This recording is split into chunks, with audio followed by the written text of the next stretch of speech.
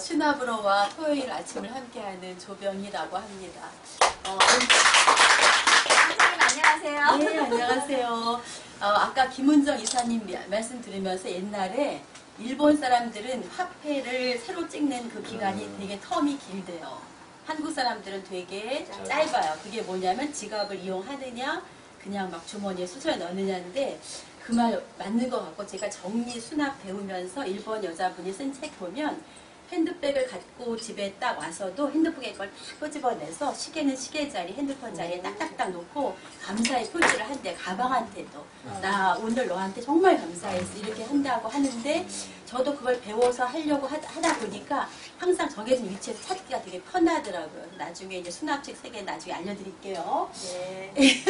그건 이제 여담으로 드렸고요.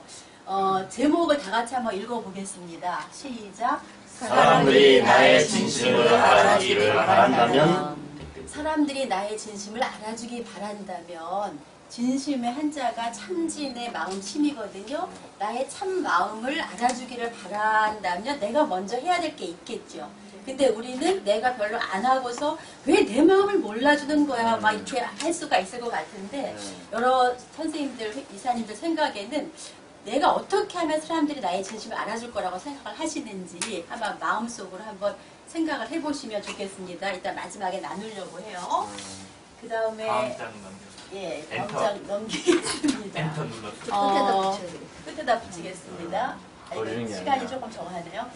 닥터 수스라고 하는 사람이 누군지 모르겠는데 그분이 쓴 책이 있대요. 근데 그 책에 보면 제목이 알을 품는 호튼이라고 합니다. 그래서 호튼이 이 글의 주인공이라고 하면 되겠고, 호튼이 알을 품는데, 우리가 보통 알을 품는다고 하면은 새가 품는다고 생각을 하는 거죠. 근데 이 호튼은 책을 읽어보시면 알겠지만 새가 아니었어요.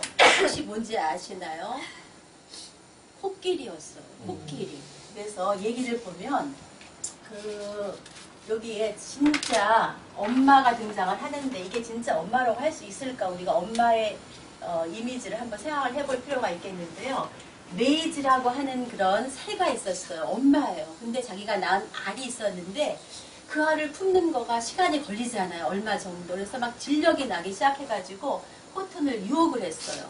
뭐라고 유혹했냐면, 너 잠깐만 알을 품고 있으면 나 금방 갔다 올게 라고 했는데, 그렇게 해서 얘는 진짜 믿은 거예요. 그 사람, 그 새의 말을. 그래가지고 제가 이제 글씨를 이렇게 썼는데, 소목상이 뭐냐면 작은 나무 위에 올라가서 그 둥지에 갔는데, 이거는 우리가 상상을 할 때 말이 안 되죠. 작은 나무에 둥지면 얼마나 연약하겠어요. 근데 코끼리가 가서 거기에서 어쨌든 간에 이 이야기를 보면 품고 있었던 거예요. 말은 안 되겠지만. 근데 얘는 믿은 거예요, 그거를. 여기서 이제 우리가 생각해 볼 것이, 과연 유전적인 엄마만 진짜 중요한 건가? 아니면 육아를 책임지는 그런 양모나 뭐 이렇게 입양하는 엄마가 더 소중하게, 이런 것도 한번 생각해 볼 필요가 있을 거라는 생각이 들었습니다. 그 다음에 메이지와 반대되는 개념의 이제 등장인물이 뭐냐면, 여기에 이제 호튼이라고 하는 제목 속에 나오는 그건데, 뭐라고 표현되어 있냐면, 인정이 많은 코끼리였어요. 그래서 이 코끼리가 메이지 약속을 철석같이 믿었어요. 아주 찰떡같이 믿었다고 나와요. 그래서 둥지에 올라가서 몇 달 동안 알 품기를 계속 한 거죠. 근데 몇 달을 품어도 알이 부화가 안 되는 거예요. 그러니까 그 숲속의 모든 동물들이 너 바보 아니냐고 막 놀려요. 그런데도 불구하고 얘는 계속 걔의 약속을 믿으면서 알이 부화될 거라고 생각을 합니다. 심지어 나중에는 이 둥지째로 그 순회 서커스 안에 끌려가요. 잡혀가요. 그래서 이게 지금 제 생각에는 고난인데도 불구하고 계속 그 둥지째 갔기 때문에 그 알까지 같이 옮겨간 거예요. 게다가 드디어 세월이 흘러서 기다리고 기다리던 알이 부화가 됐습니다.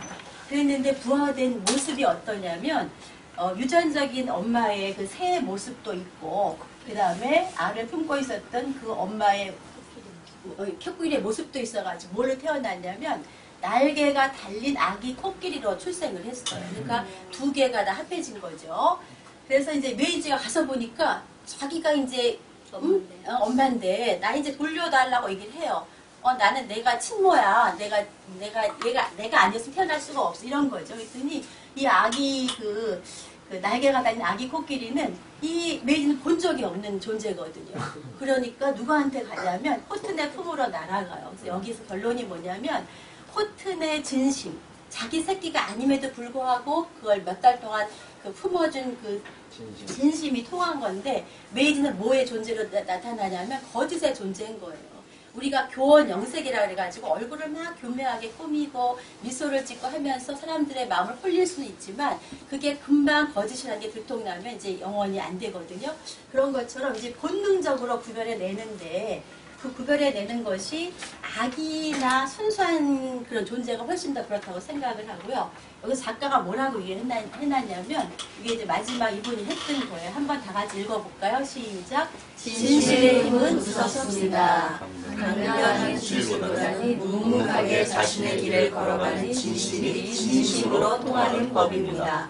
사람들은 진심을 알고 있습니다. 내가 나 정말 진실한 사람이야 라고 막 힘주어서 웅변하듯이 말하는 것보다 중요한 거는 말이 없어도 묵묵히 정말 그 고난의 길을 걸어가는 사람이 다 나중에는 그 진심을 알게 되고 느껴지고 그 힘이 무섭다는 거고요.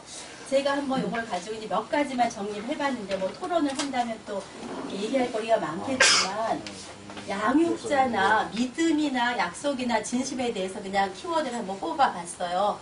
그래서 양육자가 친모가 낳기만 했다. 그리고 그냥 버리는 거 요새 굉장히 많잖아요. 그냥 혼전 임신되고 뭐 이렇게 무슨 성폭행에 의해서 임신되면 이제 버리고 갈 수 있는 그런 많은 그런 게 있는데 양모가 키웠다면 아이는 양모가 진짜 자기 엄마인지 알고 더 가까이 다가갈 수 있는 거. 그래서 요거는 뭘 제가 말씀드리고 싶으냐면 제가 아기를 연년생으로 가지면서 큰 아이는 친정에서 이제 같이 들어가 살면서 키우고 둘째 아이는 시댁에서 장손이기 때문에 데려가서 키우신다 그래서 저는 하등 그 의심을 안 하고 그냥 가게 했어요. 왜냐하면 친정에서 얘 하나 보는 것도 힘들기 때문에. 근데 제가 일정 연수를 갔더니 뭐라고 강사님이 얘기하시냐면 아무리 못된 엄마라도 아기는 엄마가 키워야 된다. 그래서 제가 이제 추석 때 가면서 제가 연말엔 데려갈 겁니다 하고 말씀드렸는데 지금도 제 마음속에는 그 아이를 몇 달 동안 시댁에서 키운 그게 시대의 어른들이 잘해주셨음에도 불구하고 마음속에 이렇게 부츠로 남아있거든요. 그래서 저는 이제 저희 애들한테도 이제 어쨌든 가까이에서 왔다 갔다 할지언정 엄마가 키워야 된다고 주장을 하고 제 후배 선생님들도 그렇게 말을 하고 있습니다. 그 다음에 믿음에 대한 건데요.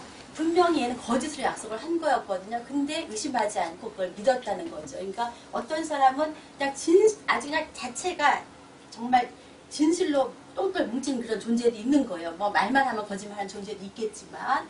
그리고 이제 여기서 양측 여기서 제가 떠올린 게 미운 오리 새끼 얘기 알죠. 그래서 이제 뭐 나중에 백조가 된 이야기 뭐 이런 것도 연관지어 볼 수가 있고 약속을 우리는 어떻게 생각하느냐 입으로 딱 뱉고 그냥 아니면 말고 이런 거 우리 정치인들 많이 하죠. 약속이 아니어도 뭐 말 뱉고 아니면 말고 이렇게 터뜨려버리고 근데 이제 약속을 어쨌든 간에 철저히 지켜야 되겠다 그러면서 양측의 손해의 이야기도 한번 생각해봤고 남아 이런 중천금이라고 했는데 옛날에는 정말 천금에 해당하는 정도로 이 한마디도 중요하다 했는데 이 남아라는 건 남자만 얘기하는 것이 아니라 여자에게도 공통되는 그런 사람들에게 하는 말이라고 생각을 하고요. 그 다음에 진심은 본능적으로 알아차리는데 아기들 같은 경우에 이뻐하는 사람 누군지 안다는 거죠. 뒤에서 꼬집고 이러면 금방 더 울고 하니까. 그 다음에 동물도 강아지도 이뻐하는 사람들 먼저 가고 어른은 과연 어떨까. 그 가면 속에 가리워진 그 진심을 거짓을 못 보는 사람들이 있지 않을까. 그래서 그걸 한번 생각해 볼 필요가 있고 제가 이제 아까 여쭤본다고 했는데 제가 그냥 정리해보고 먼저 그냥 시간이 좀 긴 것 같아서 말씀드리겠습니다. 그래서 제가 나의 진심을 알아주길 바란다면 첫째, 진실해야 될 거다. 근데 진실은 뭐냐면 저를 오픈하는 거예요. 솔직하게. 나는 뭐 이렇게 위장하는 게 아니라 과장돼서 말하는 게 아니라 진실하게 솔직하게 해야 될 것 같고 여기 나온 것처럼 신뢰감을 주기 위해서는 약속을 지켜야 될 것 같고 그 다음에 요게 정말 전 좋은 것 같아요. 베풀고 나누기인데 이 베풀고 나누기가 작은 거라도 뭐 꼭 밥을 사고 차를 사고 돈을 주는 게 아니라도 말 한마디라도 지금 어저께 이제 선배님을 만났는데 파마를 열심히 배우고 있는데 그 이유가 뭐냐면 나중에 여행을 가서 동사 이렇게 마을 회관에 어르신들 오세요 해가지고는 좋은 파마약으로 커트도 해드리고 이렇게 지금 현재 봉사활동을 하고 계시대. 아직은 자격증을 안 땄기 때문에 이렇게 보조 역할을 하고 있대. 어느 동사무소에서 뭐 매주 한 번씩 그렇게 하겠다는 거 보면서 벌써 이렇게 노후를 지금 간호사를 이제 이번에 퇴직하시는데 그렇게 하는 것도 재능이고 좋은 거라고 생각을 하고요. 그 다음에 이제 어저께 제가 또 뭘 들었냐면 암살로 본 한국 독립운동사를 봤어요. 그래서 거기에 그 이제 독립운동의 맥의 흐름을 봤었는데 그 암살 영화 보면은 전지현 대사가 있거든요. 너 그 한두 명 죽여봤자 뭐하냐라고 물어봤을 때 그렇게 해서라도 우리가 싸우고 있다는 걸 알려야 된다. 근데 그 당시에 또 많은 사람들은 일본의 지배가 계속 되니까 일본이 뒤집혀지지 않을 거라고 믿는 거죠. 그렇다면 내가 빨리 약삭빠르게 일본의 편에 서서 이렇게 하는 거죠. 일본의 개가 되는 것처럼 그 사이에 돈과 명예와 다 권력이 따라오겠죠. 그런데 결국 우리가 이렇게 독립된 국가에서 살 수 있는 것은 그분들의 덕택인 거니까 정말 내가 믿는 신념이 무엇인가 생각해 볼 필요가 있고 그 다음에 그것을 행동으로 옮겨야 된다고 생각을 해요. 그 다음에 이제 약자를 배려하고 이해하고 나보다 좀 더 덜한 사람 또 잘난 사람도 저 사람 출생 과정에서 너무나 이렇게 어려움이 없었기 때문에 그럴 수밖에 없다라고 이해한다면 좀 더 낫지 않을까. 그리고 이제 더 큰 게 이제 사랑, 기독교에서 말하는 박애, 그리고 용서가 신의 영역이라고 해요. 그렇게 용서하기가 어렵대요. 근데 이건 아마 이제 불교에서 자비로운 마음이 있으면 용서도 되지 않을까 하고 연관지어 봤고요. 이 모든 게 한마디로 말하면 언행 일치가 돼야 되지 않을까. 말은 뭐 번드르하게 잘하는데 행동이 안 따라주면은 안 되니까 저도 이제 앞으로 더 언행 일치하도록 노력하겠습니다. 예, 이삭입니다. 아이고,